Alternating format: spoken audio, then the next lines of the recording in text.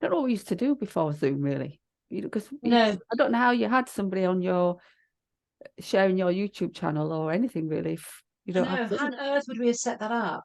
Well, Zoom existed, didn't it? But not just the way that we use it now. I just don't know. No, me Amazing. neither. Because I'm doing a podcast next week with Michelle Reeves. Do you know her? Yeah. Yeah. Yeah. Well done. And she, if we didn't have Zoom, I don't know how we'd do that, to be honest. No. People used to do. Oh, I've got her book today.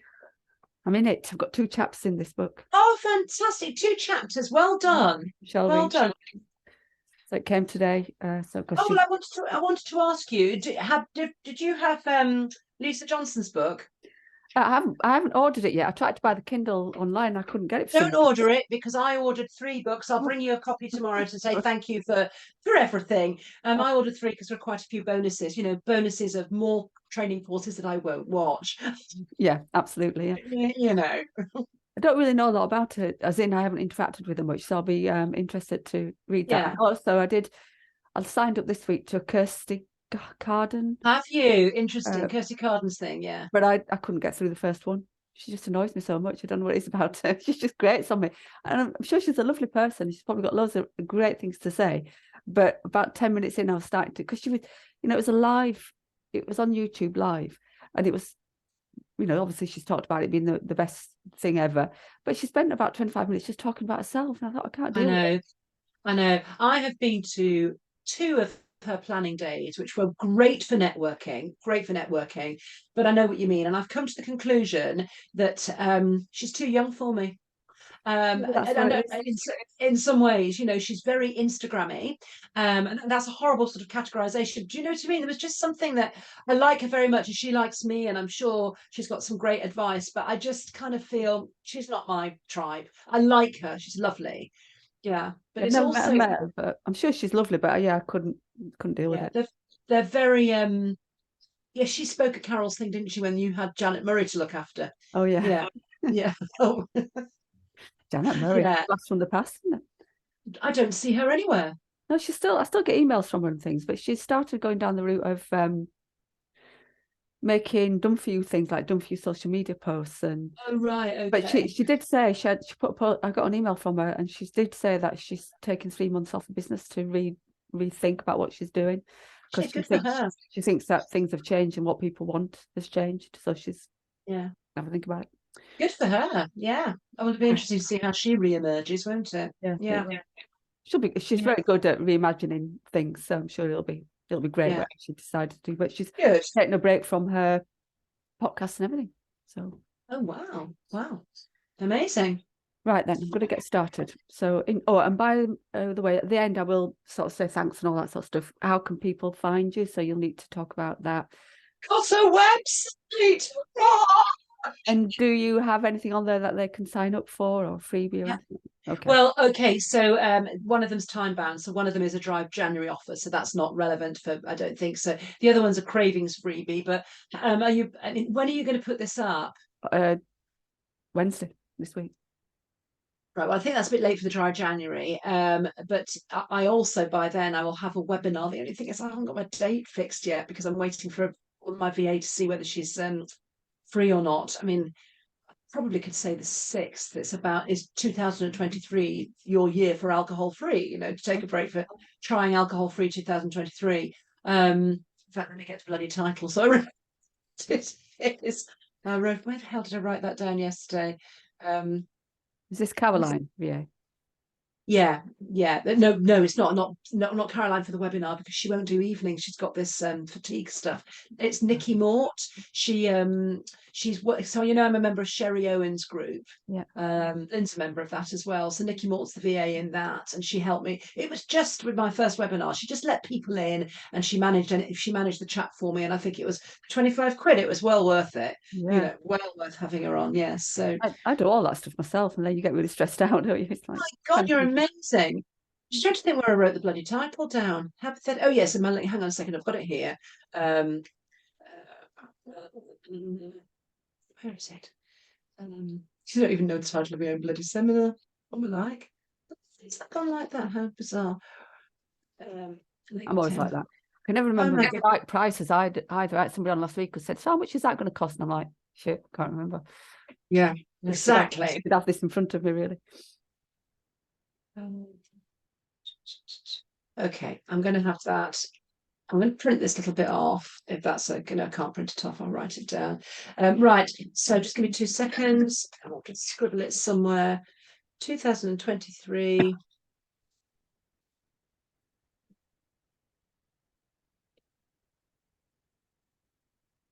Okay. 10 reasons how taking a break can be a game changer.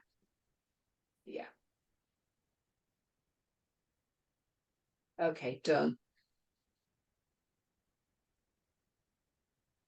Sorted. Okay. Right, check WhatsApp's closed down. Yes, it is. That's another thing that really annoys me when I'm pinging onto the screen when you're recording stuff. Yeah. Yeah, I'm often doing that. Oh. I think shut that down. Shut it down. It's really interesting, this YouTube stuff you're doing. I definitely want to start the I'm going to call it Sobering Thoughts, which is a series of LinkedIn interviews, but also LinkedIn newsletter. I just need to get on with it. I found it really hard to get into the swing of things this year. I know. I've first 2 weeks this year's a write-off for me. I was sat at my desk every day, but I just didn't seem to get anything done. I felt like I was working really hard. Shut up now. I'm thinking I'm not actually getting anything done. This is really weird. It's what isn't it? Tell you what else I'm going to do with my YouTube channel. I'm just starting to sort out the tech.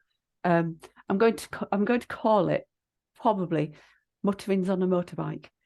So it's going to be a playlist of my video, and I'm going to do it for this work and my makeup thing. And I'm just going to ride my motorbike and chat while I'm riding. And I'm only going to have them short, so they'll be about 10 minutes. But obviously, the view that people get will be me with the camera pointing outwards. So wherever I look, they'll be able to see. And I love that. And as I'm doing it, I'll just chat about things related to work. Obviously, like what's happening in visibility at the moment, or PR or whatever. Yeah, as long as I don't crash, it'll be all right. So one of Steve's member of staff is just writing down for me all the equipment I'm going to need. I think it's just like a GoPro type thing, but then obviously the sound is quite important because you've got a motorbike roaring, so you need to be able to hear. So yeah, I thought that would be good fun. So I'm going to a mini motorbike Yeti or something. Yeah. That's fantastic. So, yeah, I'll tell you about that more afterwards. But let's get this interview done and then it's done. Mm-hmm. Okay. Just leave it a minute so I know on the edit where I am.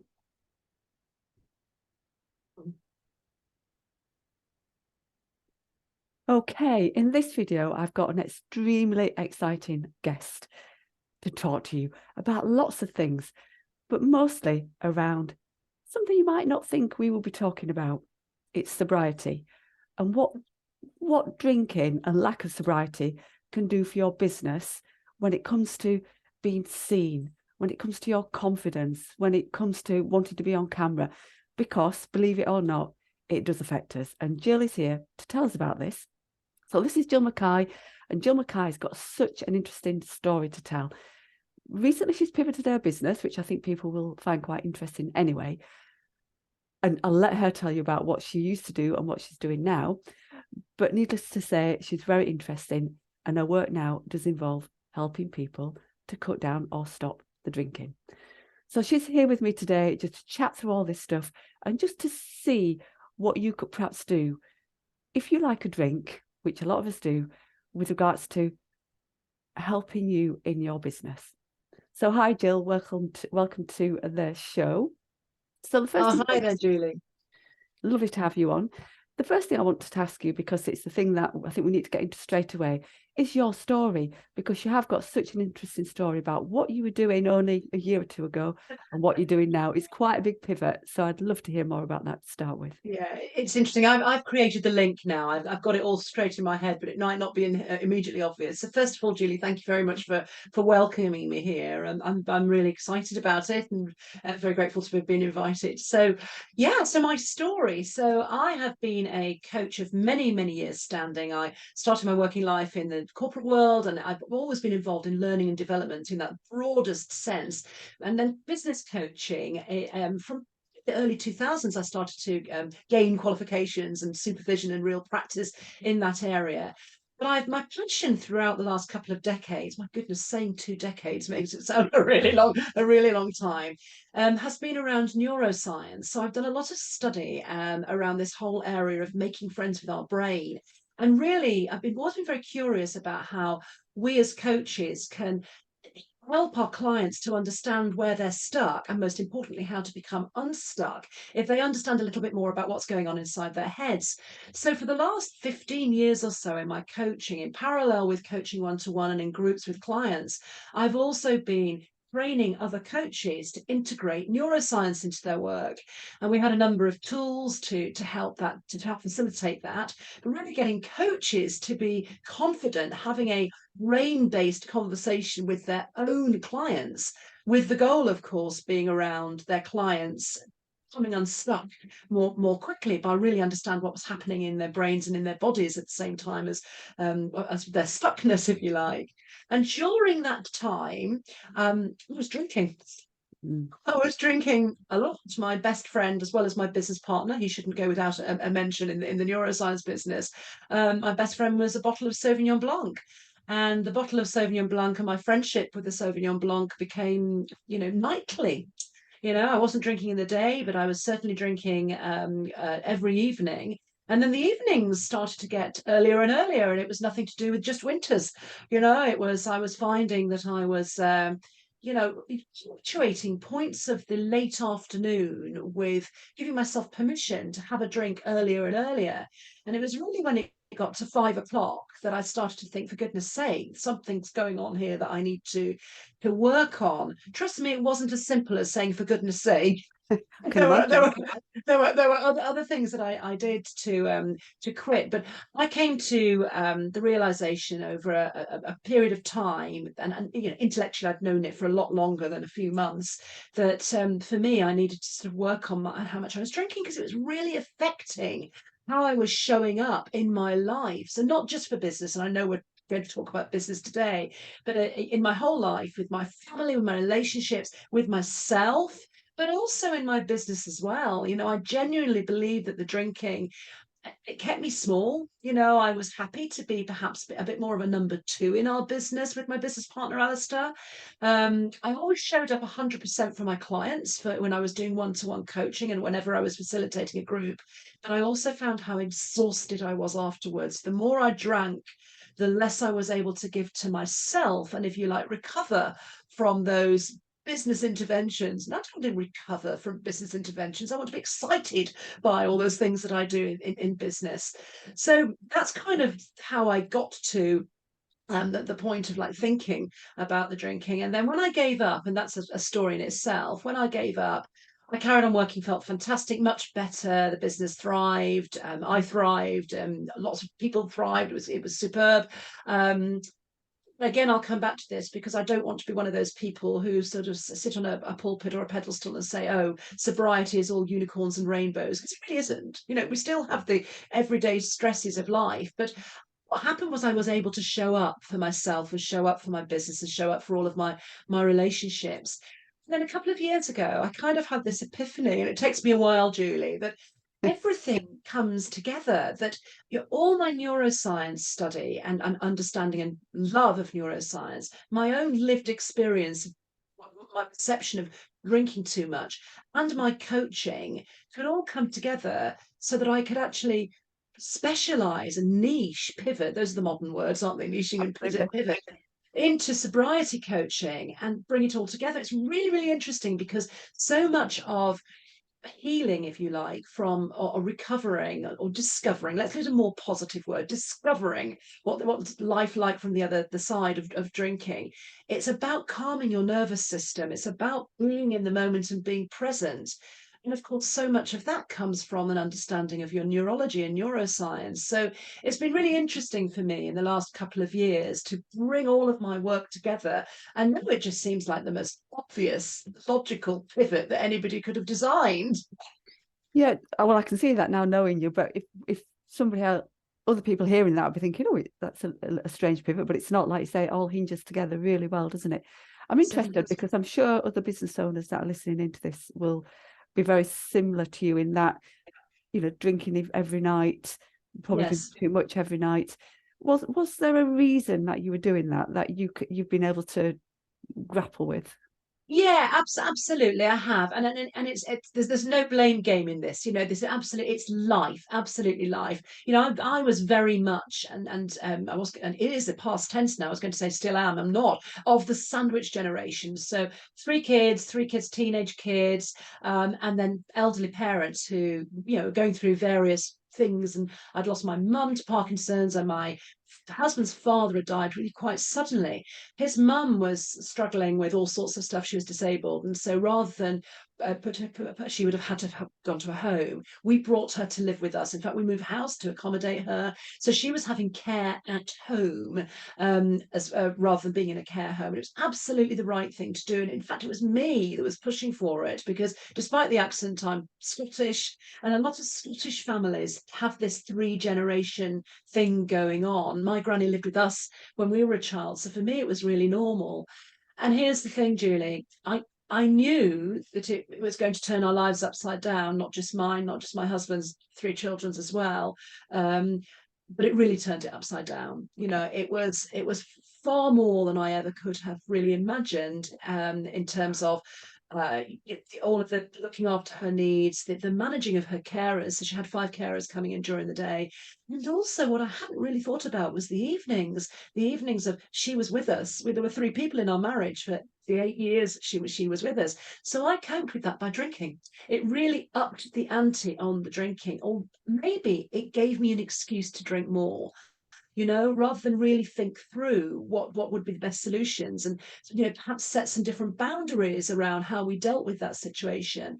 And at the same time, one of my children was diagnosed with OCD, and it was quite extreme. I'm very, very grateful that we knew, and we were able to, she was able to put strategies in place, and we got some help for that. And she's now 20, she's doing extremely well. But it all kind of mounted up, and on top of that, we had some challenges in the neuroscience business. There was a trademark issue, which we were vulnerable to, but we'd done nothing wrong. But it was a big company that came in, so there's a lot going on. And my solution was, it was just easier to reach for the Sauvignon Blanc, you know. And so it kind of evolved. There's no blame, because there's never any blame. It's just stuff happened, life happened, and I just started to automatically reach for the drink, and the drink had the desired effect until it didn't. You know, the initial desired effect was that it kind of calmed me down, it distracted me, it moved me away from the, you know, the stuff, and we'd be watching, you know, Murder Miss Marple or whatever it is, you know, in the evenings. My brother-in-law wanted to watch, and I'd drink my way through it.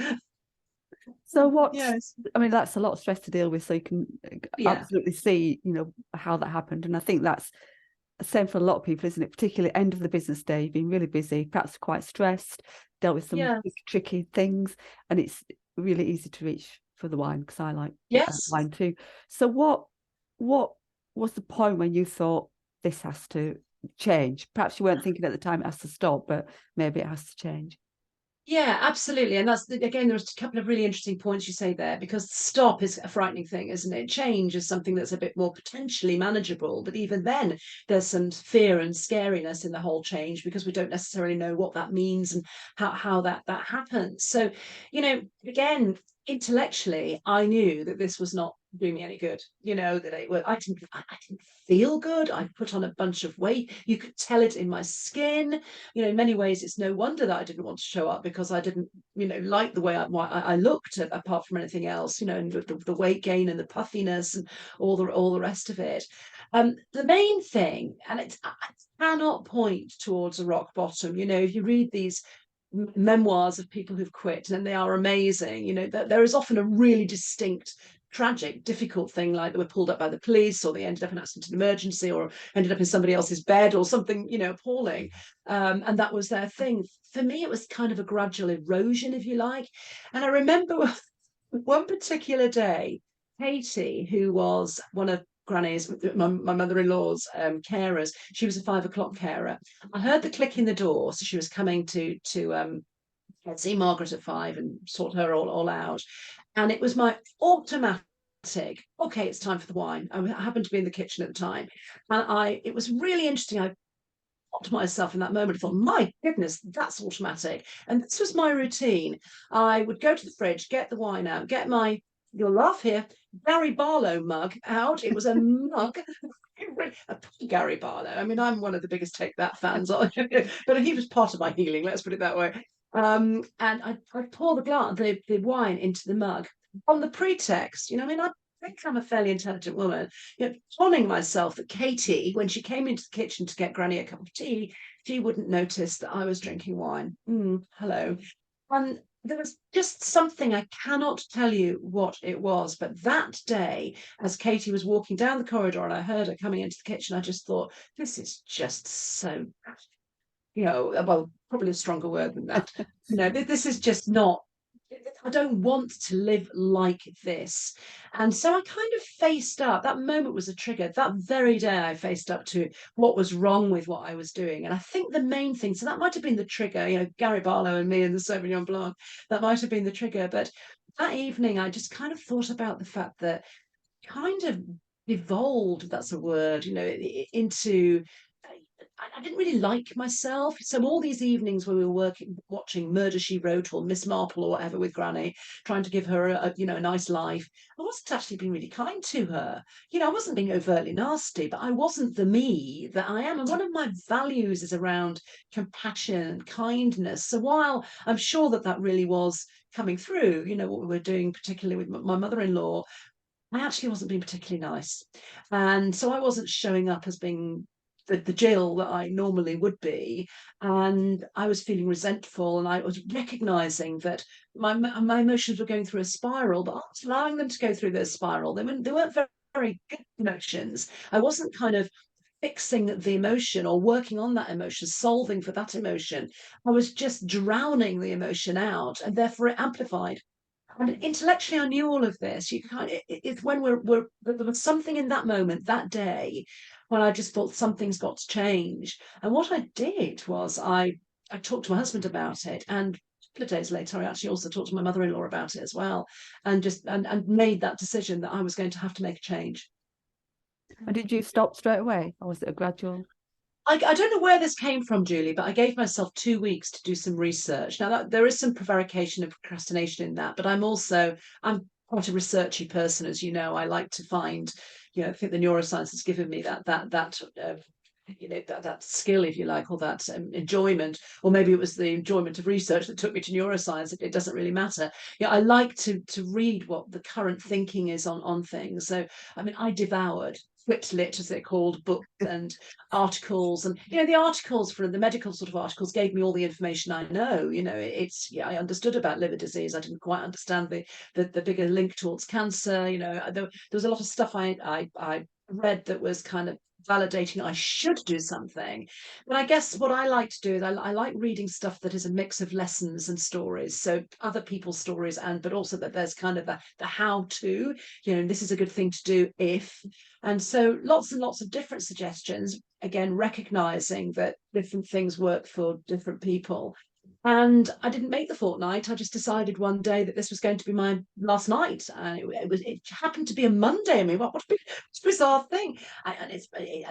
Some of my clients ask me, well, what was it? What was that moment? Give me something tangible. But I just knew that I was going to give myself a chance at stopping, at that time. So tomorrow was the day. It's really disappointing. I think if it had been a Saturday night, I'd have gone for it. The big swan song last night, but I didn't. I just decided that I was going to stop. And my husband was absolutely fantastic, because it was a March, and he said, right, well, I'll stop with you until the summer, when we go on holiday, which I have to say was helpful. And then we had a chat with Margaret, my mother-in-law, and said, no wine, you can drink as much whiskey as you want, because she liked drinking. So we just thought, I didn't enter the house with the booze or anything, because it wasn't practical for us. I don't think I needed it, but it would have been challenging for me to have had wine poured around the dinner table, because she always had a glass of wine at night. And frankly, it'd be interesting for a sober coach to say this, but I think she actually needed her shot of whiskey, because I think it took the edge off her pain, bless her. She was in a wheelchair, and it really helped. And why not in your mid-80s? Why not? It's probably not the time to stop, is it, then, at mid-80s? No, and why would I wouldn't have dreamt of asking her to do that, so I knew alcohol was going to be part of the family mix still. So I had to work with that. Yeah. So now you're a sober coach, and I won't ever know you sober. You weren't drinking when I met you, I don't think. So now that you are a sober coach and you're working with other people to help them stop, are you a stop or are you a cut down type of coach, or both? Well, I am a stop coach, but I have had a more recent epiphany and wanted to put that to the test, because I believe that all of the people in the sobriety area, coaches who are who work in this area of sobriety, helping people towards sustainable sobriety. I also think that well, certainly this applies to me, but we can help people to reach a decision as well. So we can also help people to become more mindful. And I know for sure that I will coach people around the sobriety. So when they work with me, I want them to stop. So we will work together to keep them in that place of sustainability. They may go back to it afterwards, but the minimum period they would work me around would be 3 months, and they get the best benefits if they're 3 months completely alcohol free. What I did in December, I decided I'd do this just partly really to validate it for myself, but also to see what other spaces needed to be offered. I ran a mindful drinking journey over the festive period, and some of my business friends were saying, "You're bonkers, it's Christmas," and I kind of wish I'd applied it all to myself in terms of mince pies, but it is a period of indulgence. And I think what I was speaking to was that there's never really a good time. We'll always find a reason not to stop or not to become mindful, because we're going on holiday, and it's Christmas time, or it's my birthday, or it's my partner's birthday, or it's my daughter's birthday, or it's the dog's birthday. There's always a reason not to. So it was very interesting, Julie, running this mindful drinking journey throughout December and just over the New Year as well. And I ran some Zoom calls. We had a weekly Zoom call, and then one on Christmas Eve and one on New Year's Eve as well. I had a small group. There were 13 people in the group, and several things came out of that for me. One, I'm very clear about my coaching. My coaching will be in the sobriety stage. But two, I'm also very clear now that I want to create a space for people to be able to talk about alcohol, because everybody on this call was a professional, successful business person who really hadn't surfaced it. Did a conversation either with themselves and certainly not with others. So that I think it was a very useful experience for me personally to be able to offer that space. Two of the people actually quit, which is fantastic, and still now are free of the alcohol, which is really interesting. But also I think that doing something like that helps us to start that whole journey of thinking about being mindful, of putting what I call the power of the pause in, and still enjoying a drink if they choose to, and really savoring it, really thinking about what is this drink about, just putting a little interruption into their automatic drinking habits, and then unpicking that to, why am I having a drink? And if the answer is because I want one, or even if the answer is because I'm really stressed, have it deliberately. So we learned an awful lot from each other during that December. So that's a long way of answering. I will work with people who are interested, curious, inquisitive around giving up drinking, but more, I think I will be running more of these monthly challenges, if you like, experiential journeys, rather than I won't be coaching them. I can't coach for moderation. I'm really clear on that.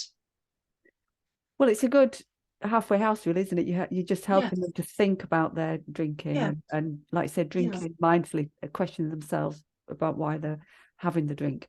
Yes. Yeah. So obviously we started this conversation a little while back because of I work obviously helping people get visible in their business and being the best version of them when they're online and things like that. And we talked a little bit about how the business owners, and even don't have to be business owners, people who are working in employment, the issues that they have with some of the work they need to do when they've been drinking. And this is where it got really interesting, because it seems that if you are a business owner or you're working and you are drinking perhaps more than you should, it does have an effect. So can you tell me what you see with that? What is it within business owners that you think perhaps if you weren't drinking so much, it wouldn't feel that way for you or be that way for you? Yeah, yes, and it's a great question, Julian. It's I try and answer these questions both objectively, but also I can't help. The roadworks have just started. That's all Can right. you hear that or not? No. Right, that's the use of the Yeti then. Right, sorry, I'll start this one again then because I'll take. Sorry about that. You're able to cut there, and Yeah. yeah. So the question was absolutely fine because it's really noisy. I'm fine as long as you can't hear it. Can't hear it. No, No. that's amazing. Right, they're doing the pedestrian crossing right outside our house. Well, Okay, again, so I'm sure they were doing that last time we chatted. no, well, they shouldn't be there because somebody banged into the middle of it, and they've knocked the big light out. And so this is the third time that has happened, and basically every time it happens, we need to go out and say, "Can you make sure you put the shroud thing on it?" You know, you've got the big boo, boo, boo, boo light, and then the shroud thing. We want it pointing down the road, not into our bedroom. Like being in a disco. Yeah, but that it's been pushed into. Wouldn't you have thought that they realised it's in the wrong bloody location? Absolutely. Anyway, okay, that's fine. So your question was about I can't remember now. It's about what you've seen with how when people are drinking, how it can affect them in their business or in their work, how they're showing up, things like that. Yeah, okay, that's great. Yeah, so that is a really interesting question, Julie. You know, what I see and also my own experience as well, layered onto that as well.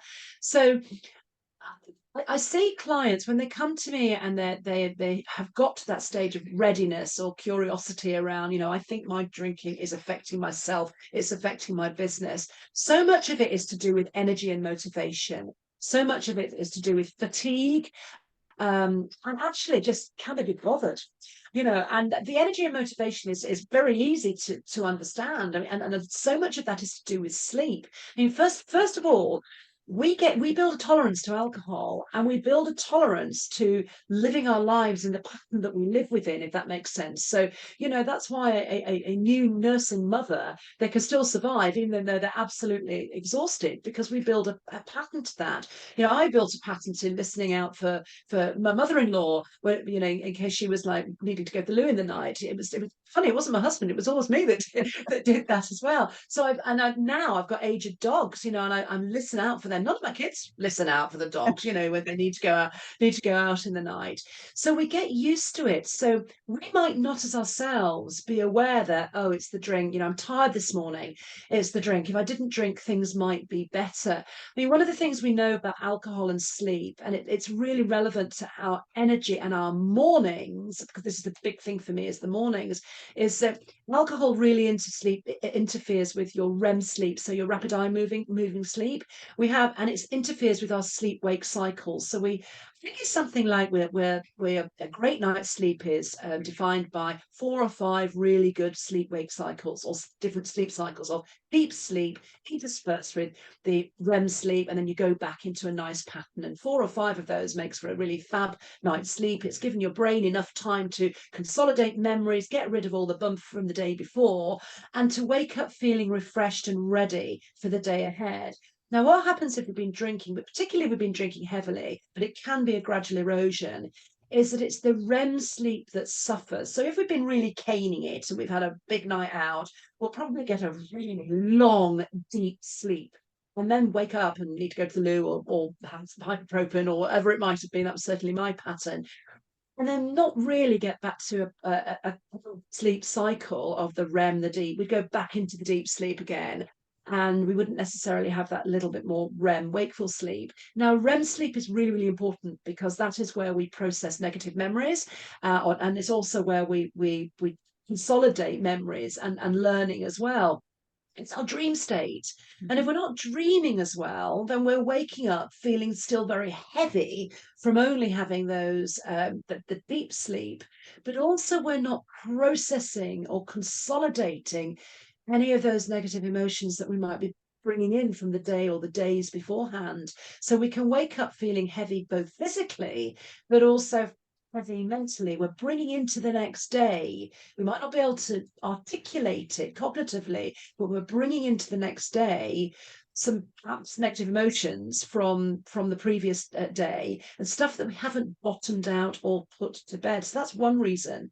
And Okay. also then we don't get the physical benefit of the nice sleep cycles, the REM, the heavy, the deep sleep, the REM, the deep sleep. So we're actually, there's a physical exhaustion, a physical toll on our bodies as well as mentally. So setting ourselves up for leaping out of bed thinking, yay, today's the day I'm going to do 17 videos, today is the day I'm going to talk about selling, we're not setting ourselves up for success. But the problem is we might be used to this. That might have become our new normal.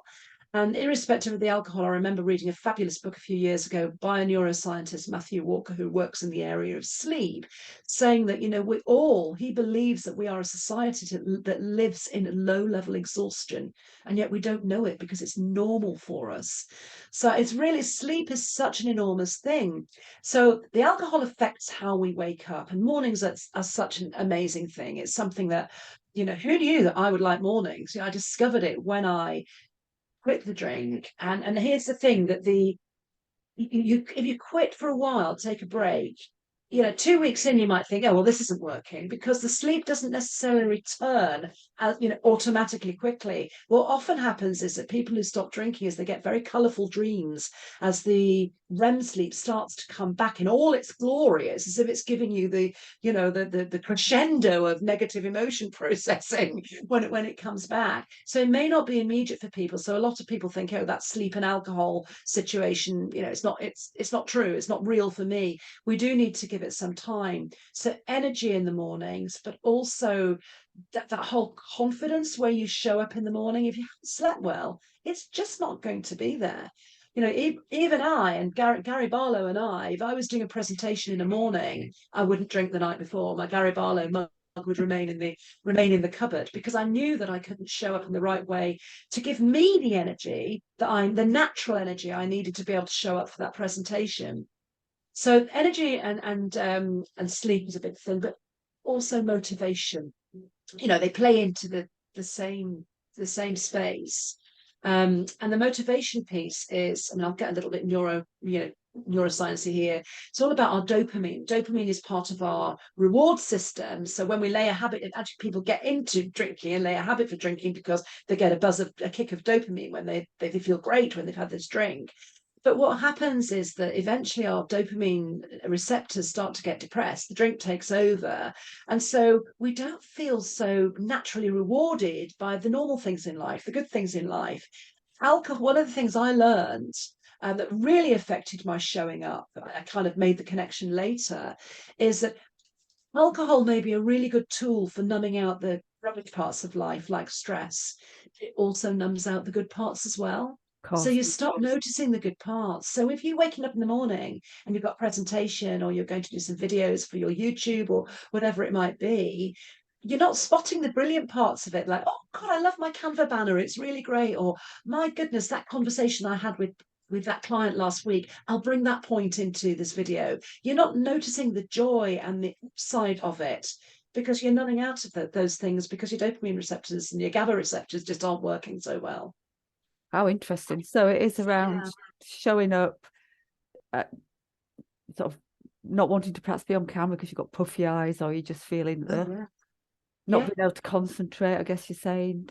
And I mean, I don't drink very much anymore, but I know when I used to do, and if I drank in the week when I was working the next day, I did spend a lot of the day thinking, I can't be bothered. I've got a video to very do, much so. I can't be bothered. And you might not attribute it back to the alcohol. You just think, I'm really tired today. Absolutely. So I can see how that can affect, as a business owner, we know we need to be visible, we need to be doing all these things, we need to show up. So it's really interesting to hear that the alcohol can actually affect all of that. Enormously. Let me just share with you something that came from a recent client, and it was it was so interesting, and it was a man. And the reason I'm laughing is the fact that, I've worked with you, Julie, around this whole niching and visibility, and I talk about just wanting to work with women and, work with a guy, which is a really wonderful experience for both of us. The first thing that he noticed was, and this was his words, his language, was around mental sharpness, mental clarity. So it was being able to access, for him, information that in a sort of broader way, and therefore a more fun way. He did a lot of writing, that it could before. And that came very, very quickly. So I think that whole clarity area is another big thing, about, so if you feel more confident about your use of language and your I guess intellectual is maybe the wrong word, but how clear you are able to articulate and voice things and come across on camera or in a visibility sense, or if you're in a podcast or whatever, we won't necessarily associate that with the fact that we've had a good few drinks the night before, or even a drink the night before. Whereas, again, we'll probably use that reason of, just a bit tired, can't be bothered. But, our mental sharpness and our mental acuity and our clarity is very much affected by the alcohol. So not drinking the night before, or a few days before, or a few weeks before a major event, it's super helpful for your mental sharpness. It's interesting, isn't it? Because so many people must be feeling all this stuff and not really thinking about the fact that it could be the drink that's doing it. I guess you don't have to have a lot, do you, to have that effect? No. Well, very interestingly, on the mindful drinking thing I did in December, that the experience I did in December, one of the ladies who was on that program, she bought herself a few months before one of these performance watches, a Garmin or something, one of those performance watches, and it was for her sport that she was doing. She bought it particularly for that purpose, but she wore it at night as well, and had just sort of given it a glance in the morning as to what it said about her sleep patterns. And so this gave, and going back to what I said about sleep, it's relevant to what you just said just now, because it actually made the connection between the alcohol and the sleep patterns. That when she even had one glass of wine, she woke up in the morning, and however the Garmin measured her sleep performance, or whatever the metric was, it was below 50%. And if she'd had none, it was above 80% in terms of the quality of her sleep. So it must have been doing something around the patterns, and she was able to therefore give herself that connection, that, my goodness, because she trusted the information from the watch from her sport perspective.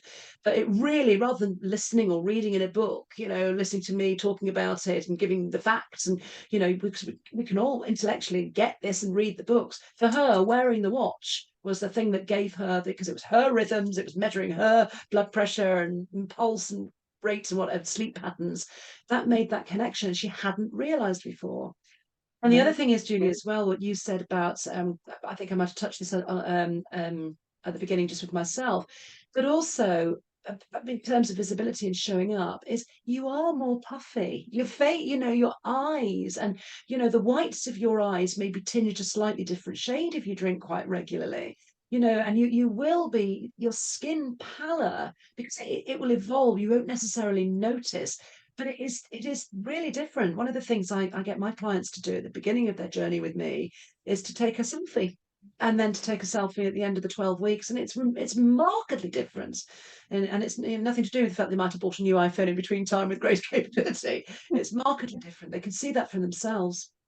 That is amazing. I remember the first YouTube video I ever did for this channel, which is a little while ago now. Yeah. I decided to film it in Brighton when I was away for a weekend in Brighton. I live in Brighton now, so I don't just go away for the weekend, but I did then. I used to come down here for the weekend. So I'd had quite a lot to drink the night before, because I'd been out doing what you do in Brighton, or what I used to do then. And I filmed this video the next morning, and it was just awful. My eyes got really bags, as if all the wine had accumulated under the bags like that. And I'd still published it because the content was good, but I've since taken it down. Because have you? Because it was just all the wine from the night before, and the Jack Daniels. Don't do that anymore for the people who are listening to this, but it definitely made me look awful, big bags, and so I can see exactly how that happens. Yeah, but I think your point is really well taken, Julie, is that, it's, and I don't think I can necessarily say it will, the causal reason is solely the alcohol. It's tied up in all sorts of other things, but we don't often associate alcohol with these things. I don't feel motivated this morning. I can't be bothered this morning because I have 3 glasses of wine. It's said no one ever. It never came out of out of my mouth. It was usually the sleep excuse I used, or having a difficult day yesterday, or I'll do it tomorrow. I didn't make that association with alcohol, maybe deliberately. Somewhere in my subconscious it was, but that would be like admitting it to yourself. Yeah, and then you've got so many about it, haven't you? Yeah, exactly so. So for anybody listening now who's feeling that, oh yes, okay, this feels like it's a bit like me, you know, I'm not motivated in the mornings because I've had a drink the night before. What you talked about stopping and mindfulness. Is there Yes. a route that you would guide people down if you know if you're not working with them? So anybody who's listening Yes. just wants to Yes. try something on their own, have you got Yeah. any advice for them to help? Yeah, I mean, I think first of all, if anybody's curious and they get to that stage of being curious or inquisitive about doing something around their drink, then first of all, well done. And Absolutely. recognize that, because we so often don't recognize these little things, because that recognition in itself is step one, step two, step three, step four in many people's lives. So that's great. There's so many things that you can do. I mean, mindfulness in itself can be so misconstrued, but for me it is simple. Mindfulness is about being in the moment, being present. So I always talk about the power of the pause. So if you're wanting to become more mindful around your drinking, it's about putting a pause in between your automatic reaction to reach for a drink. What is it? Is it because it's 6 o'clock in the evening, or 5 o'clock in my case? Is it because you're feeling particularly stressed, you're nervous about going on camera, or you've got a podcast interview, or whatever it might be? What is it? Try and identify your triggers first of all, and then it's a very easy thing to say but far more challenging to do. Then solve for those triggers, solve for what's going on at the moment, because the drink might not necessarily be the solution. But this isn't about for everybody necessarily stopping. You can start to become more aware of your drinking by very basic things. Like, if you're interested, you could keep a drink diary, try and identify your triggers with that. And it requires a brave person to sort of look back and think, okay, I've had, sort of way more than the 14 recommended units a week. But if you're serious about it, that might be useful. One very easy tip, which I brought on board for a while, but just wasn't sustainable for me, but it may help, is alternate your drinks. Just alternate them. So if you're going to have wine, then have a glass of water or something else in between, then have another glass of wine. Be aware that Prosecco and champagne gets you drunk quicker, which is great. So you might, one part of the brain might say, well, that's great, so I can just have one. But we all know what happens when we just have one. We want to go for more. So bubbles will give you that calming down effect quicker. So it may make you therefore speed up, if that makes sense. Another thing is, set yourself a limit to quota. So I know, again, the one might rid of the after you've had one drink, you might get rid of the quota, but sometimes it's worth doing. And also do have clear days in between. Don't save up all of your units, your 14 units, which isn't very much at all. You put 14 units a week for a Saturday or a Sunday. In the UK, we really are very much a binge culture. Another one, if you're out at a party and you're wanting to watch your drink, don't let anybody else fill your drink up. Just be responsible for that yourself. Dilute stuff as well. I mean, spritzers are better than a glass of wine, only in terms of how long it lasts. And I guess this is probably the weirdest thing that a sobriety coach could say, but enjoy it, savor it. I think that we glug because we're so used to glugging, and yes, the first drink takes the edge off, but trust me, after the first drink, the edge is gone. We Yeah, of don't course. need to glug anymore. And somebody gave me an interesting tip the other day, which I think is really interesting. We don't need to drink wine with the meal. The sommeliers will probably all have fainted now if you've got sommeliers listening to this. Drink water with the meal, because there's so much drink that you can drink with food you don't realize. So if you're trying to be on track with just cutting down, then just drink jugs of water on the table. Make that a habit. It's a good habit to have anyway. Should go back and have a glass of wine after it if you want. Smaller glasses as well. I often think there's an awful lot we can learn from slimmers. Trust me, I've been in so many slimming clubs over the years as well. It's they talk about smaller plates, so smaller glasses. Not saving up all of your treats for one night. So it's the same, not saving up all your wine for a big binge at the weekend. And I think the other thing is, it's a tip that I use. We use a lot of sobriety, and I mean, you'll know this, Julie, through coaching, is play the tape forward. So in that pause, when you're thinking about, I don't want to automatically reach for the drink, what do you want tomorrow to look like? So play the tape forward as though you're already in tomorrow. Do you want to have a hangover? Well, nobody wants to have a hangover, but are you prepared to have a hangover? Or do you really want to be tomorrow when you get up and you do your journal and you show up in the best way? There's nothing judgy in that comment at all. It's just another tool that you can add into your mindful toolkit. So at its core, it's about pausing, Yeah, thinking pausing and about it. stopping, just thinking about it. And the answer could be, yeah, I do want to drink, and that's okay. And if it is, enjoy it, savor it. At least you've made the decision to do it, haven't you? You're not just doing it Absolutely. blindly without realizing. Absolutely. It's like when And you go to own the it pub as now, well. isn't it? And they say, do you want a large or a small glass? Does anybody ever say small anymore? You never used to have that choice, did you? A few years ago, you just got a glass of wine and that was your lot. I know, and it's so interesting as well because I mean, wine, as you know, wine was my thing. It's. I think that the glasses is getting bigger and bigger and bigger, and so I think almost a glass of wine is almost half a bottle now. It's definitely a third. Very interesting study. I think it was at Liverpool University. I hope I haven't referenced it incorrectly, but they say that if you're a beer drinker, if you drink from a curved glass rather than a straight glass, then you will drink less. I think it's less because one of it's the perception of when you're halfway through. So you'll Oh, drink interesting. slower. It's very interesting if you're drinking from that curved glass. That is interesting. Yeah. Jill, that's been absolutely amazing. There's so much there that people can take away to help them with this issue if it's an issue for them. Of course, they could always get in touch with you if they want more help. How can people find you? Well, I have a website, so you can message me via the website. That's gillmckay.com. So that's nice and easy. I'm also post on LinkedIn every day and Instagram every day, every working day. I do have my Saturdays and Sundays off, although Julie, as a visibility queen, would probably tell me Instagram's better at the weekend. So you can get in touch with me there as well. But via the website it is the best way, via email, via the website. And what do you actually call your business? So my business is called Inquisitive Coaching, but because I believe in the whole inquisitive nature of alcohol, being curious, being inquisitive about how your life could change and how much you're drinking at the moment and how it can open up a new life. Brilliant. I love that name. And you've got something that our people that are listening could get involved with? Yes, if you're interested, on February the 6th at 7 o'clock, I'm running a webinar, and it's all around, is 2023 the year to take a break? Is it the year to try alcohol free? So what I'll do in that is I'll give you 10 reasons around how taking a break could be a game changer for your work, for your health, and for your relationships. Amazing. That's definitely worth getting involved with. And Jill, send me the details of that and I'll put it in the description box so people can sign up directly from here, as well as going to the website and finding it there as well. Thank you ever so much for coming on, Jill. Thank you. It's a fascinating story, and every time I speak to you, it makes me think more about the whole drink thing. Not that I drink a lot, but I do drink a bit every now and then. So thank you ever so much. And yeah, see you again soon.